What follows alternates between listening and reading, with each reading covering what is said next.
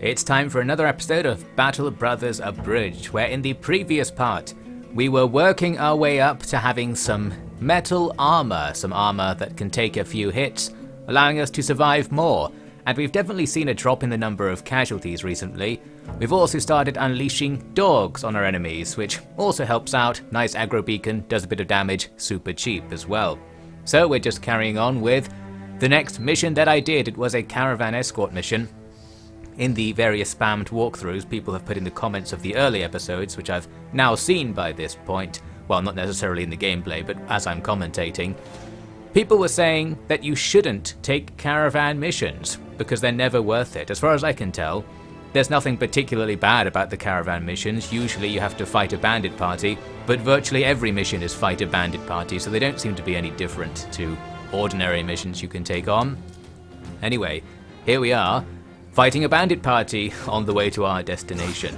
And of course the flag just needs to be brought forward to begin defeating the enemy, and that's going to be all we need. We also have numbers on our side. While I was complaining last time about our numbers technically being a bad thing in the game's meta, we can at least glean this one advantage from them, in that we're always going to surround the enemy on the edges of the line because our line's slightly longer than theirs, meaning we're likely to get double chances to attack each turn, or even triple on the guys on the very edges of the enemy lines. And here we are, taking out the guy at the top of the line with a nice headshot with the flail, since that guy had no head armor. Now we just need to power on through and stab everybody up. Plus, when we throw out some dogs, that's going to make our numbers advantage even bigger. The dogs absolutely can be killed, they have poor stats, but they're just useful. What I can't tell is whether a dog surrounding an enemy gives you the usual surround bonus to hit. It's not a big deal if it doesn't, because the surround bonus is quite small. And sometimes the dogs actually stand in places where you would like to stand, so they can be inconvenient because they're out of your control. But overall, I think the dogs are a useful weapon. They appear to be somewhat overpowered, like the flag. And here we are fighting the last guy. I did try to stab him up with knives to get his armor, although we didn't. We did get a few useful armor drops though, because a couple of good helmets were dropped just by chance, so that's nice. Plus, because this was a defensive battle, we seemed to get the enemy's inventory, so a little bit of food and money there. Almost none in terms of the actual amount, but as I've said before, I'd rather have that than actually none. Once we reach the caravan's destination, we can spend some of the money we made on some armor, because there's an armorer here, and of course because the caravan just put this place into well supplied mode, the armor is cheaper than usual, so I can actually buy 2 pieces of chainmail armor. That's going to be a nice leap forwards for us. Overall then, doing the caravan mission does seem to present various possible advantages. I don't see why it's supposed to be so risky compared to other mission types. Feel free to tell me in the comments, but it'll be another 5 episodes before I've seen that. This footage is well in advance, so even this footage here may have been done before the first episode came out, if anyone's wondering why I don't explicitly follow the walkthroughs posted in the comments. This next mission I'm doing is just another delivery mission. Towards the end there were 2 bandit parties that seemed to come near us and then walk off. I'm guessing the AI has some kind of strength assessment where maybe they won't attack you if they decide that you're too strong, or maybe those guys weren't associated with the mission. It could be that parties spawned in the mission always attack you, but normal parties will have some sort of AI strength assessment going on. Well, doesn't matter so much. Nothing happened is what I'm trying to say. We reach the town and we get another nice delivery mission for a big payout. Just have to walk straight up and we get some nice money off that. There's nothing in particular to spend it on at the next town, so I decided to buy these bricks since they were a little bit cheap. We're going to do a little bit more merchanting here with this. I've also been buying quite a lot of tools recently, so we're good for tools, which hasn't been the case for most of the game. I'm not quite sure, but I think using tools might repair your equipment proportionally. So if you have equipment with high health, like chainmail armor, it costs fewer tools per hit point to repair it. So it seems that's another thing that punishes you in the early game, if that is how it works. Haven't looked at it in that much detail really. We grabbed another mission which was to go to the top right of the map. It was very poorly paid for some reason, but I was then able to sell those bricks I bought and make a little bit extra money. Plus, in this city market, there was a damaged piece of second tier metal equipment for us to buy. Someone mentioned in the comments that you should look out for that. Occasionally you can buy damaged versions of good equipment and then just use tools to repair them, cheaper than buying them normally. In that city, we grab another mission. It's to fight some more bandits, so here we are off to the northeast of that city, fighting those bandits, and again we just have an equipment, numbers, and tactics advantage really, in that we can release dogs and they can't, and we can use the 2-range melee attacks from behind our front lines, and they can't do that either. I guess we don't have an archer like they do, but based on my experiences so far, archers don't really matter. We tend not to get damaged by them very much, and when I used them back at the start of the game, they also didn't do very much damage. I'm sure maybe later on you can get a really expensive guy who's good at archery. For now, just using this hoplite phalanx style formation seems to be the best bet.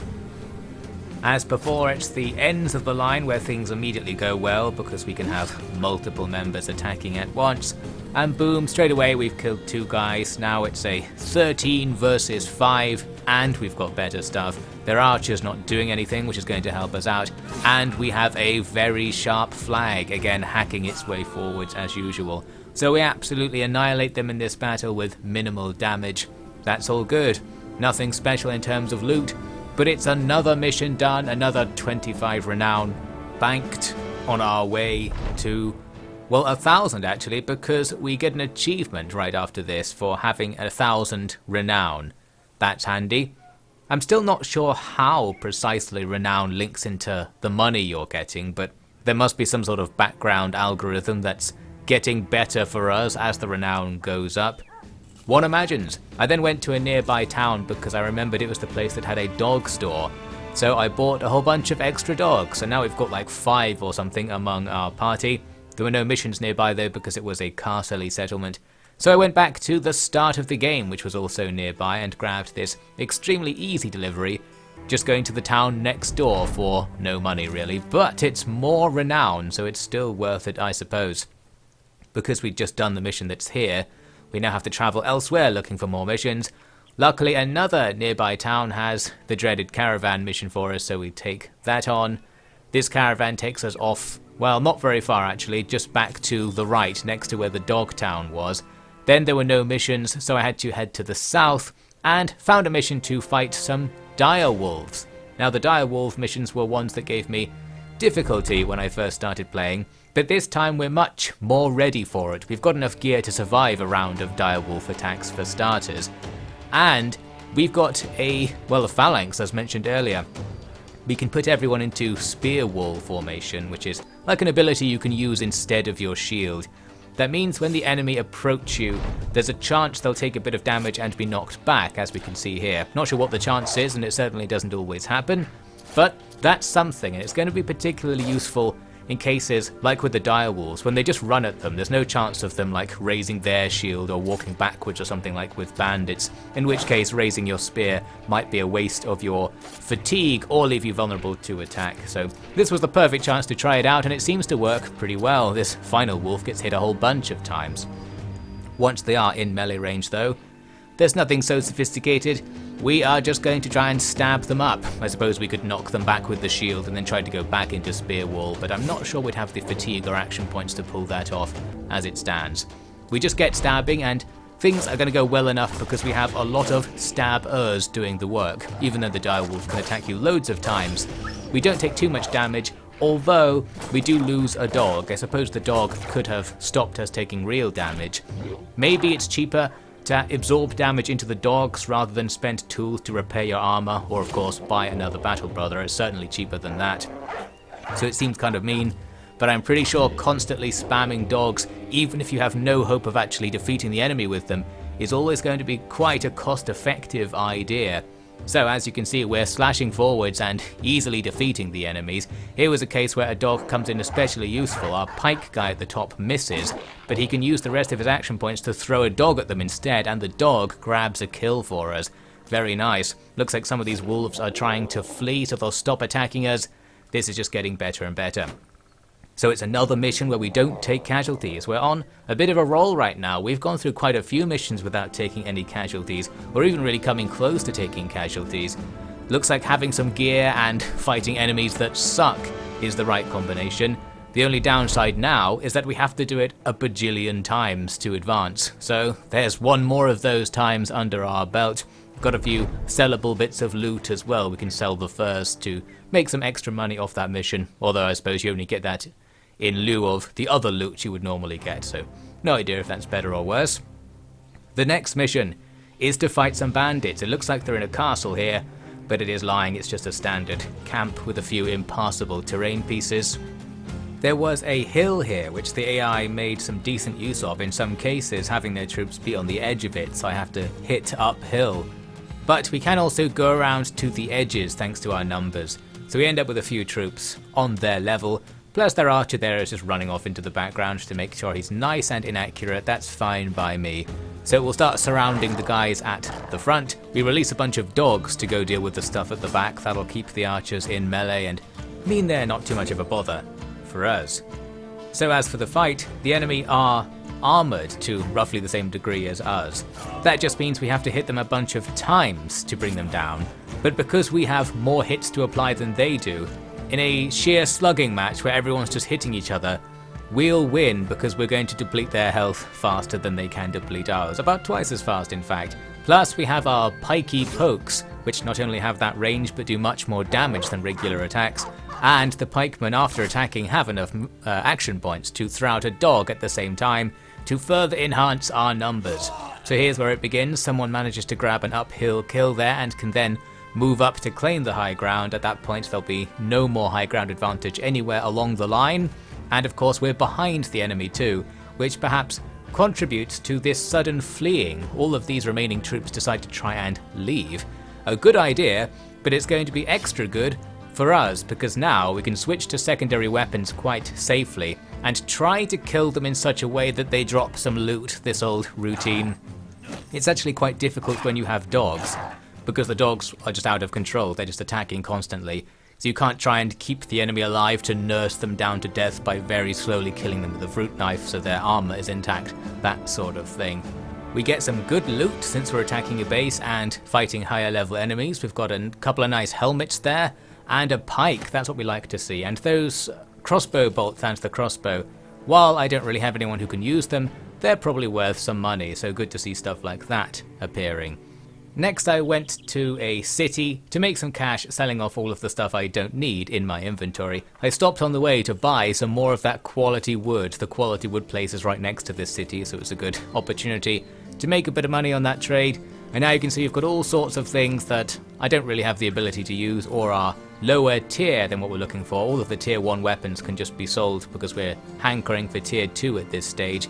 There was also an armourer in town, and check out our front line now. All of our guys in the frontal fighting line have chainmail armour of some kind. Sometimes it's not very good chainmail armour, but they can all take like 1 or 2 hits before they're going to start taking much damage to their health, so our survivability is pretty high at this stage.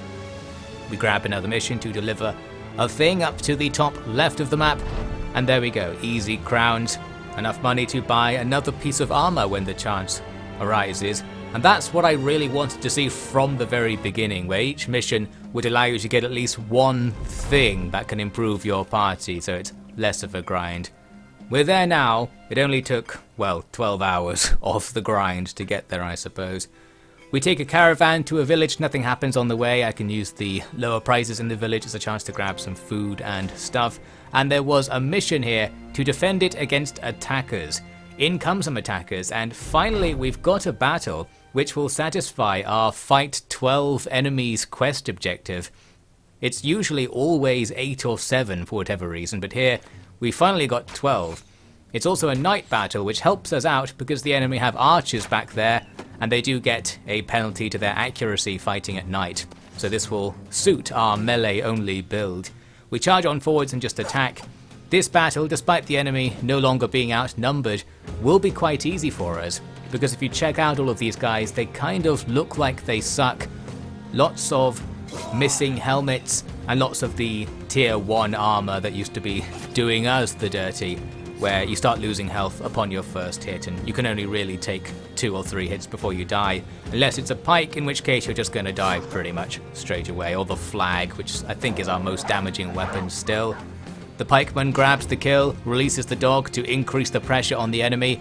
This guy is in big trouble. He didn't die to the dog, but our spearman can quickly finish him off and move up. That guy up at the top is in huge trouble, surrounded by dogs and chainmail-clad troops. The only thing we can plausibly lose in this fight would be the dogs themselves, unless the enemy get lucky and land loads of headshots on whoever has the weakest helmet or something. I think their armour, or my armour, sorry, can sustain like 4 or 5 blows at least from the low-level enemy weapons, which they're unlikely to land before we've got the 2 or 3 we'll need to kill them.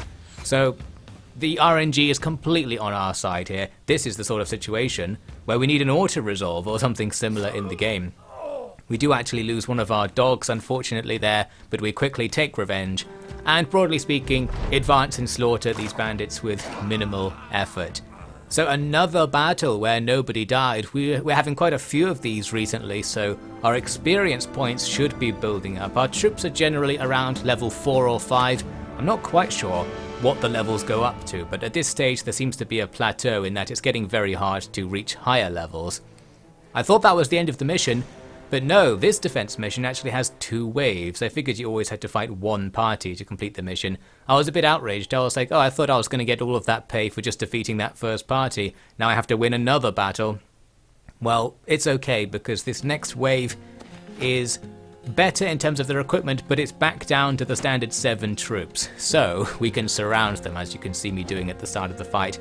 Helped out by the fact they kind of bunched together in a circle, making it extra easy to outflank them, and I'm being very careful, as you can see, constantly raising my shield when I'm near the enemy to make them just waste action points trying to attack my super high melee defense characters, and then once they're stuck there, we'll get stabbing.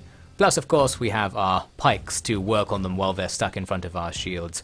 They did break one of my shields with an axe guy, but the guy with just his spear then took revenge and killed the guy who did the breaking. So that's looking good. I had to make a decision here. I've got this free soldier. I can lock down the enemy's archers and perhaps kill them faster, or stand behind this melee guy and do a bit of damage. Figured that's probably going to be better in the long run, because those archers really not a threat. Looks like the dogs are keeping them busy too. Of course, they might kill the dogs in return, but this dog has high luck. He dodges the enemy's stabs, so that's what we like to see. Nice, cheap aggro beacons for us, still working out. Big disappointment as the flag fails to make the connection there. That's a lot of missed damage. The flag does usually hit. It appears to benefit from the bonus to hit that spears get as well. So it's usually like 80% chance of landing blows, since our guy's leveled up a couple of times too. We do kill the guy behind my target though with our pike guy. The dog goes in to finish off the guy the flag failed to kill.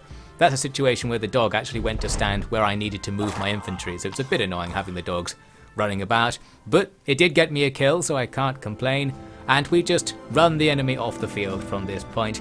Some good loot is dropped, including more helmets. Everybody's going to have a decent helmet at this stage, and this completes the mission for us, so we can grab some cash too.